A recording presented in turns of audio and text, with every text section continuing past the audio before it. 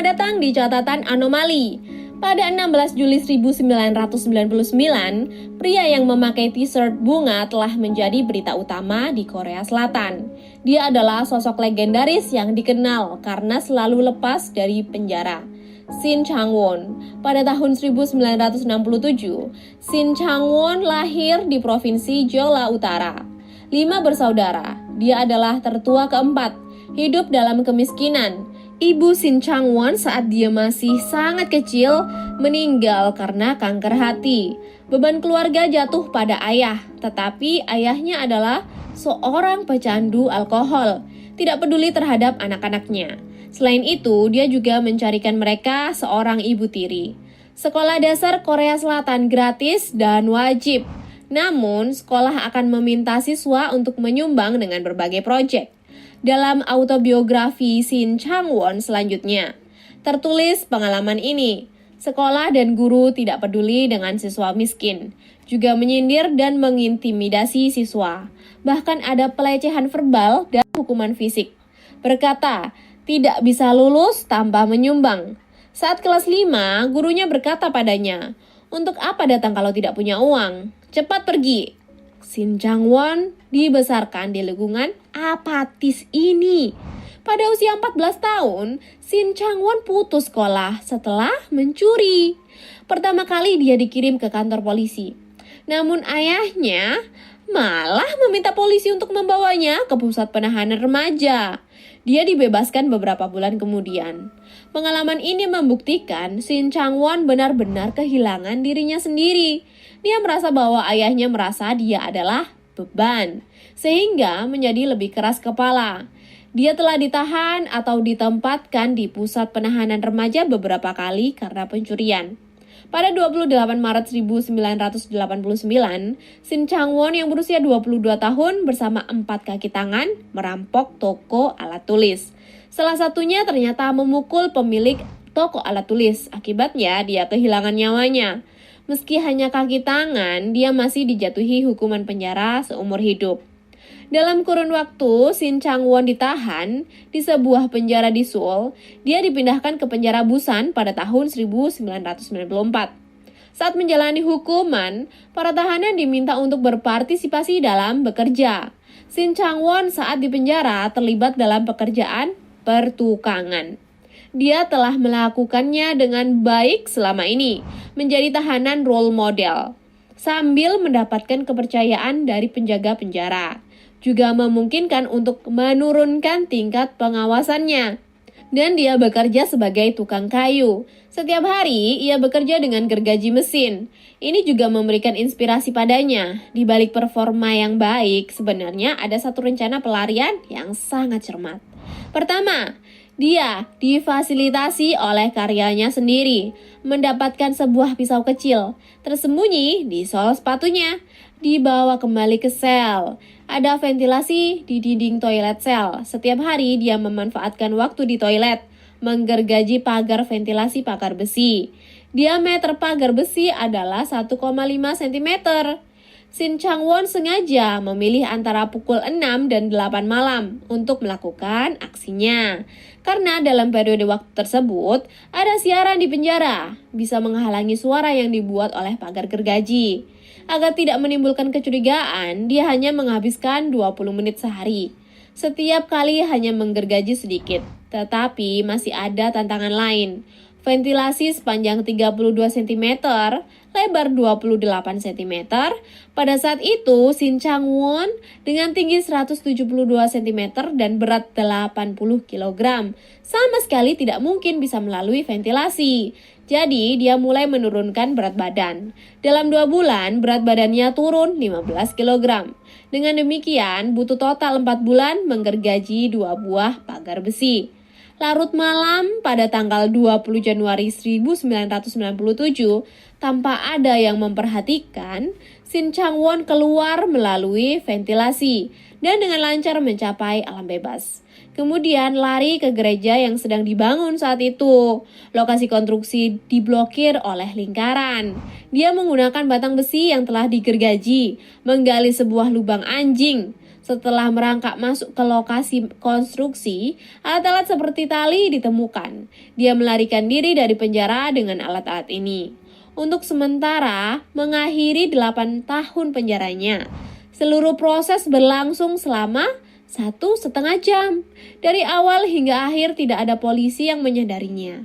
Setelah kabur, dia mencuri pakaian dan sepeda dari keluarga petani terdekat, melakukan perjalanan ke pusat kota Busan, kemudian naik taksi dan melarikan diri ke Seoul. Saat ini, polisi menyadari Shin Chang-won kabur dari penjara, mengeluarkan surat perintah penangkapannya.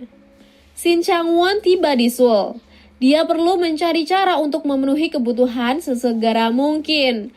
Tetapi sebagai buronan, tidak mungkin baginya untuk bekerja paruh waktu. Jadi hanya bisa seperti sebelumnya, melakukan pencurian di kawasan kaya.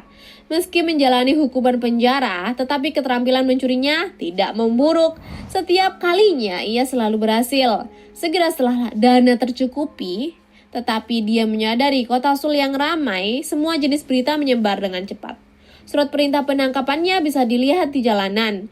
Dia segera berpindah ke kota Chonan, Chungcheongnam-do, pada hari ke-10 pelarian. Shin Chang-won memasuki sebuah kafe di kota Chonan, bersiap untuk bersantai sejenak. Pelayan di kafe Korea Selatan saat itu terlihat sedang duduk mengobrol dengan tamu. Yang melayani Shin Chang-won adalah pelayan wanita bermarga Kim. Dia menyajikan 2 cangkir kopi, berjalan ke Shin Chang-won dan bertanya, "Paman, bisakah kita minum bersama?" Lalu duduk di sisi Shin Chang-won. Shin Chang-won merasa sangat terkejut dan bertanya pada pelayan, "Apakah kamu sedang sakit? Wajahmu terlihat kurang bagus." Pelayan itu berkata, "Itu karena aku masuk angin akhir-akhir ini." Shin Chang-won berkata, "Baiklah, tunggu sebentar." Setelah mengatakan itu, dia berdiri dan meninggalkan kedai kopi. Saat dia kembali, dia membawa obat flu dan minuman berenergi, menunjukkan sisi lembut dan sopannya. Ini adalah pertama kalinya kedua orang itu bertemu. Setelah itu, mereka berkencan beberapa kali. Shin Chang-won bermurah hati, citra pribadi juga bagus. Nah, perlahan-lahan keduanya resmi menjadi sepasang kekasih. Saat cinta sedang menggebu, Shin Chang-won berpikir dia terus menyembunyikan identitasnya dengan nama palsu juga bukan sebuah solusi. Akhirnya, dia mengungkapkan jati dirinya sebagai Shin Chang-won, seorang buronan. Lalu menceritakan kisah tragisnya, dipaksa untuk mencuri, kabur dari penjara yang sulit, bersembunyi di sekitar. Pelayan mendengarkannya dan berkata, "Paman, mulai besok tinggallah di rumahku." Keduanya telah hidup bersama sejak saat itu, juga memiliki anjing peliharaan. Pada saat ini, Shin Chang-won hanya bisa terus mencuri, mempertahankan kehidupan keduanya. Di sisi lain, polisi tiada hentinya terus memburu Shin Chang-won. Jumlah hadiahnya adalah 5 juta won atau setara dengan 58.050.000. Ini berlangsung selama 9 bulan. Pada 18 Oktober 1997, petugas Chang yang sedang bertugas menerima panggilan telepon. Penelpon itu berasal dari seorang teman dari kampung halamannya. Dia berkata, di kota ada pelanggan yang sangat aneh. Datang ke toko mencuci mobil, mengenakan lengan panjang di musim panas. Setelan jas juga sangat murah hati. Biaya mencuci mobil yaitu 10.000 won atau setara dengan 116.000 rupiah. Dan ia masih memberikan tips 10.000 won untuk setiap orang. Jadi membuat perhatian tertuju pada dirinya. Semakin dilihat, semakin mirip dengan buronan yang ada di TV. Jadi petugas Chang menyuruh salah satu anak buahnya dan pergi sendirian. Bergegas kembali ke kampung halaman dan membawakan foto buronan untuk dia lihat. Memang benar, dia adalah Shin Chang-won.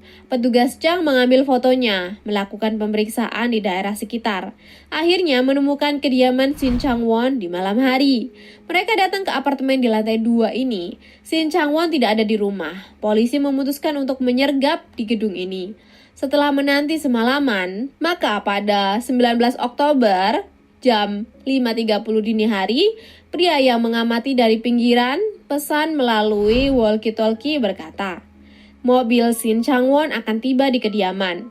Petugas Chang bersembunyi di sudut tangga lantai 2. sampai terdengar langkah kaki Shin Chang-won. Langkah demi langkah mendekatinya.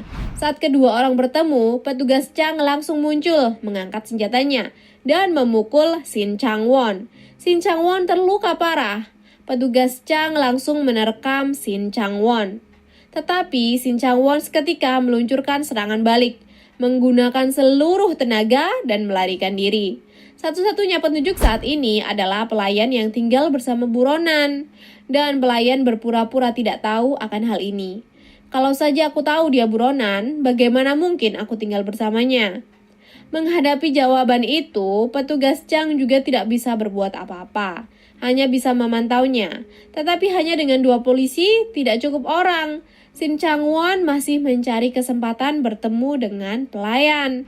9 bulan kemudian, keduanya berpisah untuk pertama kalinya. Setelah bertemu, keduanya saling bertukar kasih sayang. Shin Chang-won berkata kepada pelayan, "Ikutlah denganku, kita melarikan diri bersama." Pelayan itu berkata, "Aku tidak pergi. Aku juga bukan buronan. Mengapa aku harus melarikan diri?" Sikap pelayan berubah, membuat Shin Chang-won merasa tidak berdaya. Pelayan tidak ingin putus dengannya, tapi tidak ingin pergi bersamanya. Seolah seperti, "Kamu adalah buronan, selain diriku, siapa lagi yang ingin bersamamu? Maka pergi dan carilah, lihat apakah kamu bisa menemukan pacar." Hanya dalam 10 hari, Shin Chang-won menelpon pelayan dan berkata, menyuruhnya mengemasi tas Shin Chang-won. Shin Chang-won sudah punya pacar baru, sudah tinggal bersama, dan pacar barunya baru berusia 21 tahun. Konflik batin pelayan langsung berubah menjadi kemarahan. Ternyata membawa polisi untuk bertemu Shin Chang-won. Sayangnya, kedua polisi itu tidak dapat menangkap Shin Chang-won. Penangkapan itu gagal lagi, tapi mobil Shin Chang-won tetap berada di tempat kejadian. Anggaplah ini sebagai bonus besar. Sejumlah besar alat kejahatan ditemukan di dalam mobil, dan uang hasil curian, barang curian, kalung emas, semua jenis perhiasan berharga, jam tangan desainer, dan plat nomor palsu yang digunakan untuk menghindari pemburuan. Juga banyak uang tunai, masih ada buku harian buronan, tercatat perasaan batin dari pelarian. Dan sejak saat itu, lebih dari setahun berlalu, polisi tidak mendengar berita apapun mengenai Shin Chang-won. Meski jumlah hadiah dari 5 juta menjadi 10 juta won, pada akhirnya naik menjadi 50 juta won. 950.000 personel polisi telah diberangkatkan, tapi tidak ada yang menemukannya. Shin Chang-won saat melarikan diri terus melakukan pencurian. Melarikan diri selama 2 tahun 6 bulan. Jejak kaki Shin Chang-won telah menyebar ke seluruh Korea. Jarak total lebih dari 40.000 km. Pencurian properti mencapai 980 juta won. Tapi uang ini tidak dia habiskan sendiri. Jadi, dia sering menggunakan uang itu untuk amal, donasi langsung ke gereja, panti asuhan, dan juga panti jompo. Kemudian, dia menerima banyak gelar dari warga Korea Selatan. Bajak laut masa kini, Robin Hood dari timur, Hong Ji-tong modern. Hong Ji-tong adalah seorang pahlawan Korea Selatan kuno 500 tahun yang lalu. Singkat kata, memberinya banyak kesan kesatria, dan Shin Chang-won dalam lebih dari 2 tahun total pernah berpacaran dengan 5 wanita. Semuanya adalah pelayan restoran atau kafe, dan beritahu mereka status dirinya sebagai buronan, tapi tidak ada yang menelpon polisi. Melalui pengeditan terus-menerus oleh media, kisah pelarian Shin Chang-won menjadi semakin aneh. Setelah perbuatannya merampok orang kaya dan membantu orang miskin terungkap, juga mendapatkan banyak popularitas. Banyak episode yang terjadi dalam waktu ini. Polisi mencoba mencari keberadaannya, menggunakan pemaksaan terhadap mantan pacar untuk mendapatkan pengakuan. Setelah diekspos, petugas polisi yang terlibat diberhentikan. Suatu kali warga melapor telah menemukan Shin Chang-won. Polisi juga melakukan penangkapan. Hasil yang ditemukan adalah palsu. Lalu warga itu dan polisi mengajukan gugatan karena masalah hadiah. Hasilnya, publik memenangkan kasus dan mendapatkan 50 juta won. Berbagai masalah membuat masyarakat sangat kecewa pada polisi. Didorong oleh emosi ini, sebaliknya, mereka mendukung Shin Chang-won. Semoga dia tidak akan pernah ditangkap oleh polisi. Lalu bagaimana akhirnya Shin Chang-won tertangkap? Itu adalah hari pelariannya yang ke-907. Pada 16 Juli 1997, apartemen di Sunshine City, Provinsi Jeolla Selatan, tempat Shin Chang-won berada, ada masalah dengan pipa gas. Dia menelpon perusahaan gas, ada tukang reparasi di sana. Dan pekerja ini bekerja di Departemen Intelijen Angkatan Darat Korea Selatan. Dinas militer, bijaksana, dan cerdik, dia datang ke apartemen. Melihat apartemen sang pengantin baru, ternyata tidak ada foto pernikahan. Tidak ada foto apapun. Pria itu juga memakai topi di rumah. Setelah melihatnya sejenak, merasa seharusnya dia adalah Shin Chang-won, sang buronan. Setelah keluar, tukang reparasi pergi ke tengah properti lagi, memeriksa informasi pendaftaran apartemen. Ditemukan bahwa rumah itu terdaftar atas nama wanita tersebut, dengan jelas menunjukkan orang ini adalah Shin Chang-won, sehingga melaporkannya. Polisi langsung membentuk tim yang terdiri dari 46 orang. Setelah pengepungan sekelilingnya, langsung bergegas untuk ke dalam apartemen, bertanya sambil mengangkat senjata, "Kamu Shin Chang-won kan?" Dia menjawab, "Benar, aku Shin Chang-won." Shin Chang-won tahu dia tidak bisa melarikan diri selamanya.